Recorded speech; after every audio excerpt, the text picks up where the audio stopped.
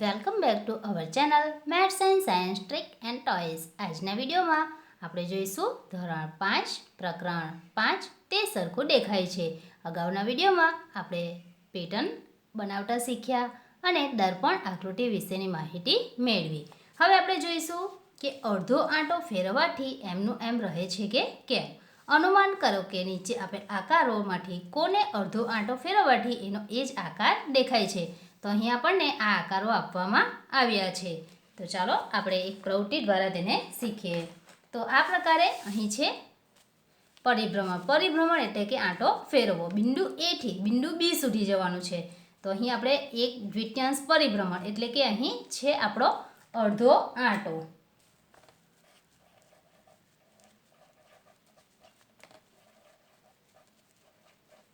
અડધો આંટો એટલે કે અહીં આપણે બિંદુ એ થી શરૂઆત કરીને બિંદુ બી સુધી પહોંચવાનું છે। તો આપણે સૌપ્રથમ આપણા પુસ્તકમાં જે આકાર આપ્યા છે એ આકારોનો ઉપયોગ કરીશું। તો અહીં આપણી પાસે સૌપ્રથમ છે ચોરસ। આપણે પુષ્પિન અથવા તો ટાંકણીનો ઉપયોગ કરીશું। ચોરસનું મધ્યબિંદુ નક્કી કરીશું આ પ્રકારે। ત્યારબાદ આ વર્તુળના મધ્યબિંદુ સાથે તેને જોડીશું। હવે આ જે ચોરસ છે તેના અહીં ઉપરનો આ જે ભાગ છે ત્યાં આપણે એક ડોટ કરીશું એટલે કે ટપકું કરીશું। હવે આ છે આપણું બિંદુ એ। હવે આપણે તેને બિંદુ બી સુધી ફેરવીશું। તો શરૂઆત કરીએ।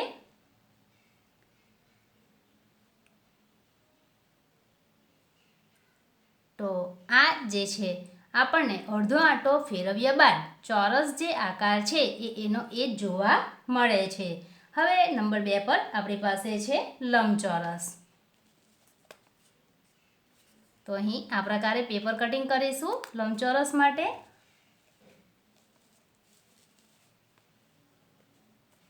અહીં સૌપ્રથમ આપણે ઉપરની તરફ એક ટપકું કરીશું જેને બિંદુ એ કહીશું। હવે આપણે આ એ બિંદુને ફેરવીને બિંદુ બી પર લઈ જવાનું છે।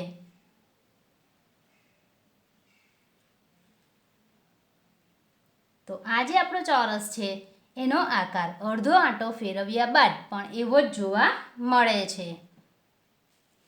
ત્યારબાદ આપણે વર્તુળ લઈશું। દરેક કોઈ પણ આકૃતિ હોય તો આપણે સૌપ્રથમ એનું કેન્દ્ર નક્કી કરીશું। ત્યારબાદ કેન્દ્ર જે છે ત્યાં આપણે ટાંકણીને લગાવીશું। હવે અહીં આપણે વર્તુળ માટે એ બિંદુ નક્કી કરીશું અને લઈ જવાનું છે આપણે બી બિંદુ સુધી। એ બિંદુથી બી બિંદુ સુધી લઈ જઈશું એટલે આપણો અડધો આંટો પૂરો થશે। તો શરૂઆત કરીએ અહીંથી। તો અહીં આપણે જોઈએ છે કે આકાર જે છે એમાં કોઈ ફેરફાર જોવા મળતો નથી। એનો એ જ આકાર આપણને અડધો આંટો ફેરવ્યા બાદ પણ જોવા મળે છે। ત્યાર પછીનો આપણો આકાર છે લંબચોરસ છે, પણ આ લંબચોરસને કંઈક અલગ પ્રકારે ગોઠવેલ છે।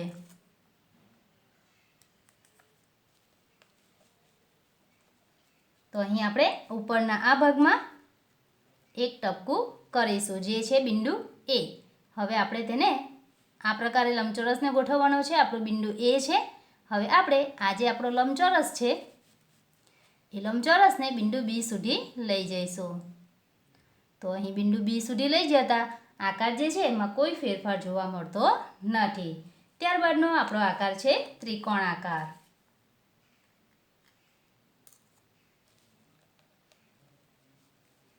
અહીં આપણે ત્રિકોણ જે છે એના એ બિંદુ ઉપર ટપકું કરીશું। ત્યારબાદ તેને અડધો આંટો ફેરવીશું એટલે કે ટપકું એ પર છે તેને આપણે ટપકા બી પર લઈ જઈશું। તો અહીં એ બિંદુ પરથી બી બિંદુ પર લઈ જઈએ છીએ ત્યારે ત્રિકોણ જે છે એનો આકાર બદલાય છે। જો આપણે જ્યારે અહીં ટપકું કર્યું હતું ત્યારે આ અણીવાળો ભાગ ઉપર હતો, જ્યારે અહીં આપણને આ પ્રકારે સીધી લાઈનવાળો ભાગ ઉપરના તરફમાં જોવા મળે છે। માટે ત્રિકોણ જે છે એને આપણે અડધું પરિભ્રમણ કરાવીશું તો એનો આકાર બદલાઈ જાય છે। હવે ત્યાર પછીનો આકાર છે ષટકોણ। તો આ પ્રકારે ષટકોણ લઈશું। અહીં આપણે જ્યારે ફેરવીએ ત્યારે આ અણીવાળો ભાગ અને આ જે છે એ સીધો ભાગ એનું ધ્યાન રાખીશું। તો આપણે આ જે પુસ્તકમાં આપેલ છે એ પ્રમાણે આ ષટકોણને આપણે ગોઠવ્યો છે. હવે આ બિંદુ એથી આપણે તેને બિંદુ બી તરફ લઈ જઈશું. તો બિંદુ એ છે, અડધો આંટો ફેરવીએ છીએ, જશે બિંદુ બી પર. તો આપણે જોઈએ કે આ જે આકાર છે એમાં કોઈ ફેરફાર જોવા મળતો નથી. અહીં જ્યારે આપણે ઉપરની તરફ ગોઠવ્યો હતો ત્યારે આ સીધી લાઈન હતી. જ્યારે એને અડધો આંટો આપીએ છીએ ત્યારે પણ આપણને ફરીથી સીધી લાઈન જ જોવા મળે છે. માટે અહીં આપણને આકારમાં કોઈ ફેરફાર જોવા મળતો નથી. હવે આપણે લઈશું પંચકોણ. તો અહીં 5 બાજુઓ છે પંચકોણ.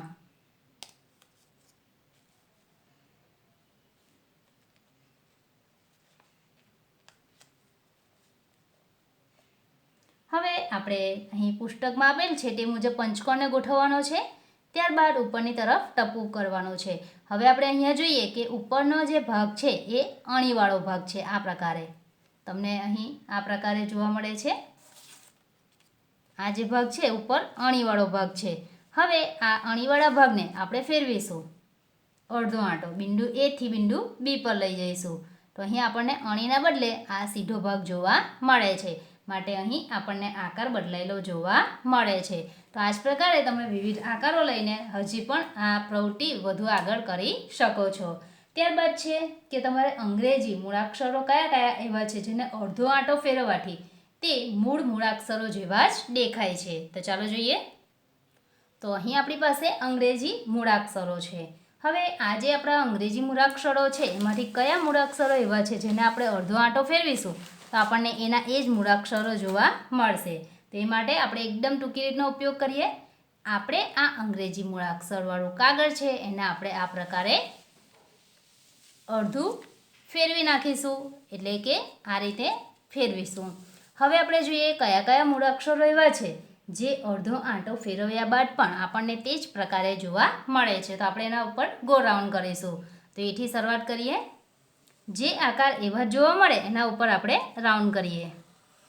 તો અહીં આપણને એચ, આ એક આકાર છે જે આપણને પહેલાં જેવો જ જોવા મળે છે. ત્યારબાદ છે આઈ.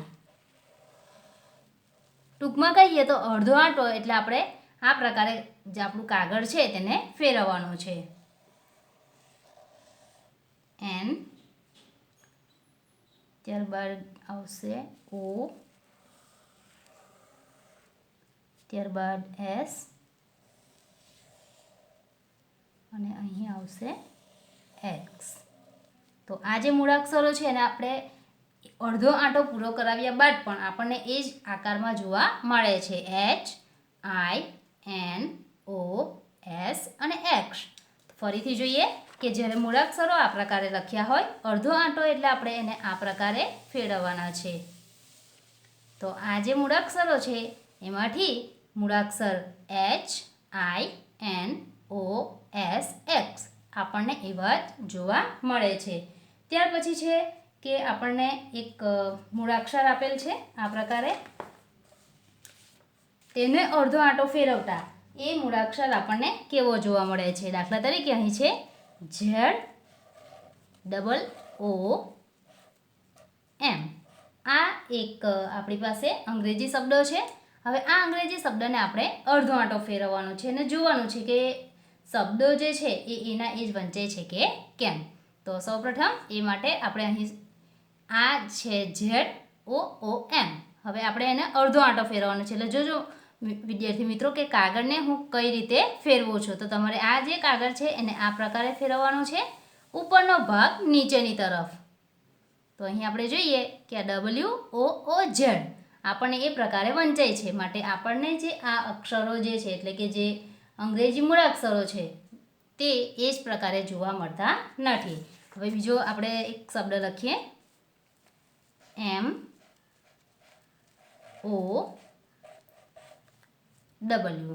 ફરીથી આપણે એનો અડધો આંટો ફેરવીશું.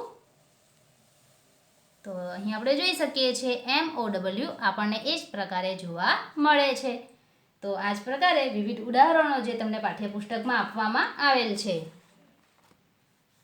તો આ એક મૂળાક્ષર જે શબ્દ છે એ અને આ શબ્દ અને નૂન. તો આ જે છે એને તમે નોટબુકમાં લખવાના છે.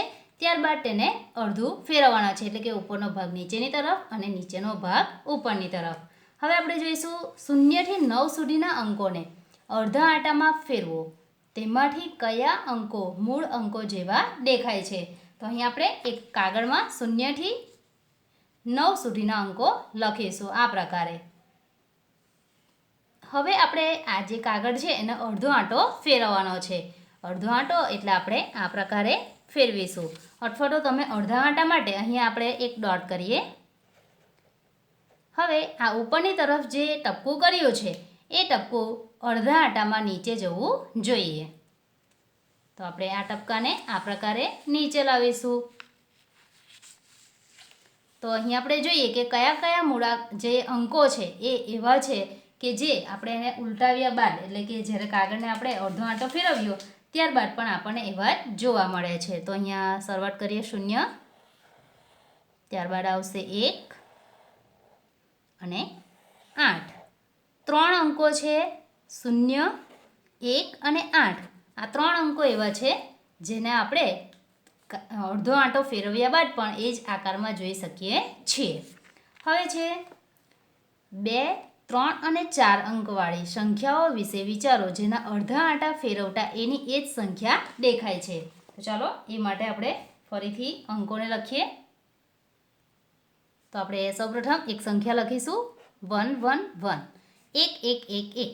હવે આ આપણી 4 અંકની સંખ્યા છે. આપણે એને આ પ્રકારે અડધો આંટો ફેરવીશું તો આપણને આ જ સંખ્યા જોવા મળે છે.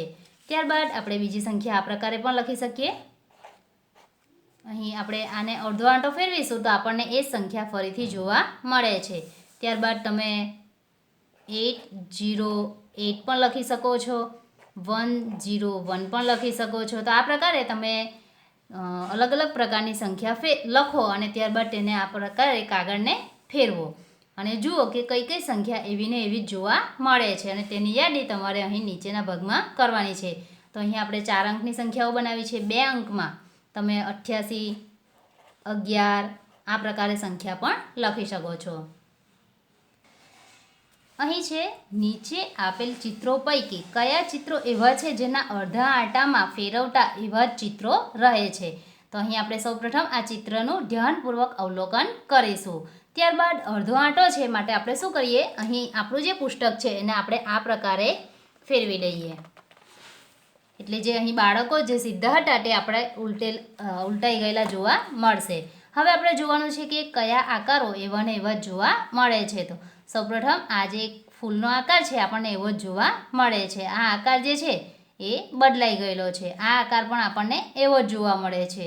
ત્યારબાદ આ આકાર બદલાઈ ગયેલો છે. અહીં આપણે જોઈશું આ જે આકાર છે એ પણ બદલાઈ ગયેલો છે. આ આકાર આપણને એવો જ જોવા મળે છે. ત્યારબાદ અહીં આ જે આકાર છે એ પણ આપણને અહીં ફરીથી આપણે જોઈશું. તો આ આકાર જે છે એ પણ બદલાઈ ગયેલો છે. જ્યારે આપણે જોયું કે અહીંયા નીચેના તરફ આ રીતે અણીવાળો ભાગ હતો, જ્યારે અહીંયા ઉપરની તરફ સીધો ભાગ છે, માટે આ આકાર બદલાઈ ગયેલો છે. આ આકાર જે છે એ પણ એવો જ જોવા મળે છે. તો અહીં આ બીજો અને આ ત્રીજો 3 આકારો એવા છે જેને આપણે અડધો આંટો ફેરવીએ ત્યારબાદ પણ એ આપણને પહેલાં જેવા જોવા મળે છે. ચાલો હવે આપણે જોઈશું એક પવનચક્કીની પ્રવૃત્તિ. પવનચક્કી જે છે એ રમકડા તરીકે તો તમે વાપરી જશે, પણ પવનચક્કીનો ઉપયોગ અનાજ દળવાની ઘંટી માટે અને વીજળી મેળવવા માટે થાય છે. તો ચાલો આપણે એક કાગળમાંથી પવનચક્કી બનાવીએ.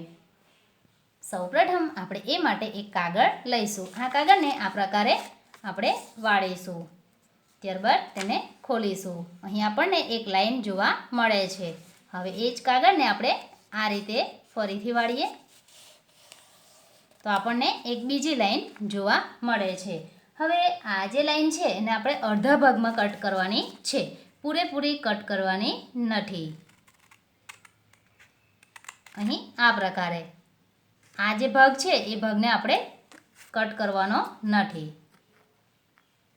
તો અહીં આ પ્રકારે આપણે દરેક જે લાઈન છે એને કટ કરીશું.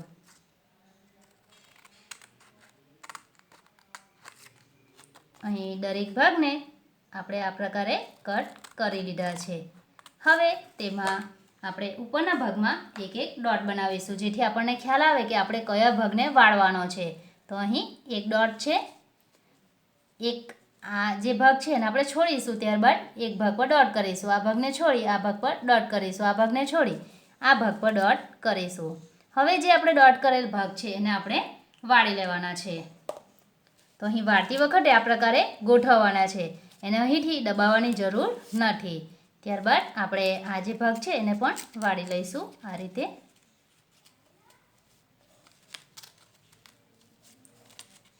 આ પ્રકારે.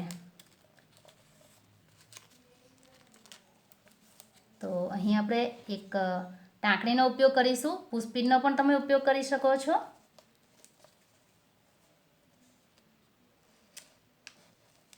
હવે આપણી જે પવનચક્કી છે તે તૈયાર છે. તો હવે આ પવનચક્કી જે છે એને આપણે હાથમાં લઈએ અથવા તો પંખાની નીચે રાખીએ તો એ સરસ મજાની આ પ્રકારે ફરશે. હવે આ પવનચક્કીની મદદથી આપણે 1/4 ભાગનું પરિભ્રમણ કરવાનું છે. હવે વિદ્યાર્થી મિત્રો આપણે એ જોવાનું છે કે 1/4 ભાગનું પરિભ્રમણ એટલે કેટલું. જો આપણને અડધું પરિભ્રમણ પૂછ્યું હોય તો અડધા પરિભ્રમણમાં આ ઉપરનો ભાગ એ નીચે આવે, તો આ થયું આપણું અડધું પરિભ્રમણ. હવે આપણને પૂછ્યું છે 1/4 પરિભ્રમણ. 1/4 પરિભ્રમણ એટલે આપણે અહીં એક ડોટ કરીશું. હવે 1/4 પરિભ્રમણ એટલે આપણે આ ડોટ જે છે તેને આપણે આટલું ફેરવીશું, ટૂંકમાં એક બાજુ પર ફેરવીએ તો આ થશે આપણું 1/4 પરિભ્રમણ. અથવા તો તમે આ ઘડિયાળના કાંટાની વિરુદ્ધ દિશામાં પણ ફેરવી શકો છો.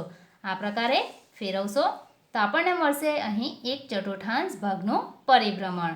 તો હવે આપણે આ વિવિધ આકારો છે એમાં 1/4 ભાગનું પરિભ્રમણ કઈ રીતે થાય છે તો એક આપણે ચાર્ટ દ્વારા તેની સમજ મેળવીએ. તો હવે આપણે જોઈશું 1/4 પરિભ્રમણ એટલે કે 1/4 આંટો.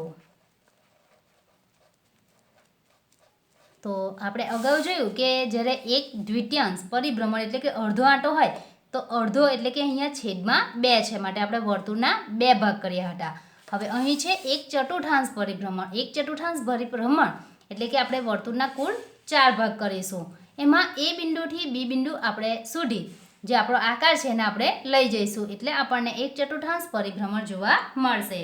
તો શરૂઆત કરીએ આપણે એક ત્રિકોણથી, અને આ જે આપણે પરિભ્રમણ આપીશું ત્યારબાદ આપણે જોઈશું કે એ આકાર મૂળ આકાર જેવો જ છે કે આકાર બદલાઈ જાય છે. તો અહીં આ જે ત્રિકોણ છે એના ઉપરના ભાગમાં આપણે એક ટપકું કર્યું છે જે છે બિંદુ એ. હવે આપણે આ આકારને બિંદુ એ થી બિંદુ બી સુધી લઈ જઈશું. આપણે જોવાનું છે કે આકાર એવો જ છે કે બદલાઈ જાય છે. તો અહીં આપણે જોઈએ કે આપણે એ બિંદુથી બી બિંદુ સુધી આ આકારને લઈ જઈએ છીએ. તો અહીં જે અણીવાળો ભાગ હતો તેના બદલે આ પ્રકારની આપણને લાઈન જોવા મળે છે, માટે અહીં ત્રિકોણ જે છે સમબાજુ ત્રિકોણ, તો એનો આકાર આપણને બદલાયેલો જોવા મળે છે. ત્યારબાદ બીજો આકાર લઈશું, એક ચોરસ. તો ચોરસ જે છે એમાં આપણે અહીં એ બિંદુ નક્કી કરીશું. આ છે આપણું બિંદુ એ. હવે આપણે આ એ બિંદુથી બી બિંદુ સુધી ચોરસને લઈ જઈશું. જો અહીં આપણે ચોરસ જે મૂક્યો છે એના ઉપરના ભાગમાં આ પ્રકારે આપણને લાઈન જોવા મળે છે. આપણે 1/4 પરિભ્રમણ આપીએ તો આપણે જોઈએ કે આપણને લાઈન જોવા મળે અને આકાર જે છે એવો ને એવો જ જોવા મળે છે. તો અહીં આપણે જોઈ શકીએ છીએ કે આકાર જે છે એ મૂળ આકાર જેવો જ આપણને જોવા મળે છે. ત્યારબાદ આપણે લઈશું લંબચોરસ.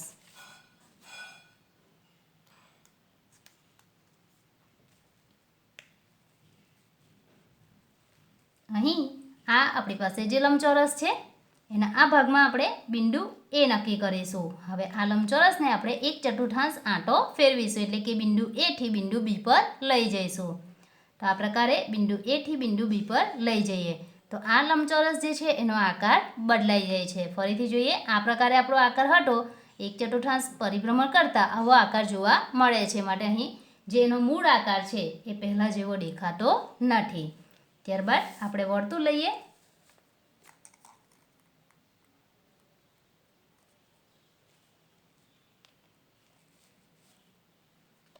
વર્તુળમાં આપણે અહીં બિંદુ એ, હવે આપણે એને 1/4 આંટો ફેરવીશું, એટલે કે અહીં આપણે એ બિંદુથી બી બિંદુ સુધી લઈ જઈશું. તો વર્તુળ જે છે એનો આકાર મૂળ આકાર જેવો જ આપણને જોવા મળે છે. ત્યારબાદ આપણે લઈશું પંચકોણ.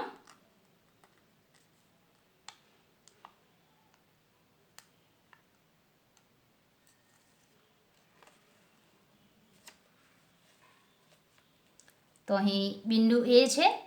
ઉપરના તરફના ભાગમાં આપણને અણી જોવા મળે છે. આપણે એ બિંદુથી બી બિંદુ સુધી લઈ જઈએ તો અહીં આપણે જોઈ શકીએ છીએ કે આકાર જે છે એ મૂળ આકાર જેવો જોવા મળતો નથી. અહીં અણી આ જે સીધી લાઈન છે એનાથી થોડી દૂર જોવા મળે છે, માટે અહીં મૂળ આકાર જેવો આકાર જોવા મળતો નથી. હવે આપણે લઈશું ષટકોણ.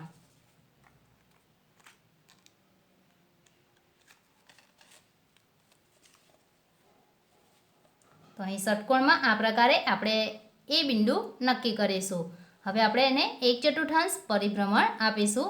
આ પ્રકારે આપણે જોઈ શકીએ છીએ કે જ્યારે આપણે આ આકારને ગોઠવ્યો હતો ત્યારે ઉપરના ભાગમાં આ પ્રકારે આડી લાઈન હતી. અહીં અણીવાળો ભાગ છે, માટે અહીં આપણને જે આપણો મૂળ આકાર છે એ બદલાયેલો જોવા મળે છે, પહેલાં જેવો દેખાતો નથી. તો આ પ્રકારે આપણે કોઈ પણ આકાર આપણને આપેલ હોય તો એનું 1/4 પરિભ્રમણ કેવી રીતે કરી શકાય તે આ પ્રવૃત્તિ દ્વારા ખૂબ જ સરળતાથી કરી શકીએ છીએ.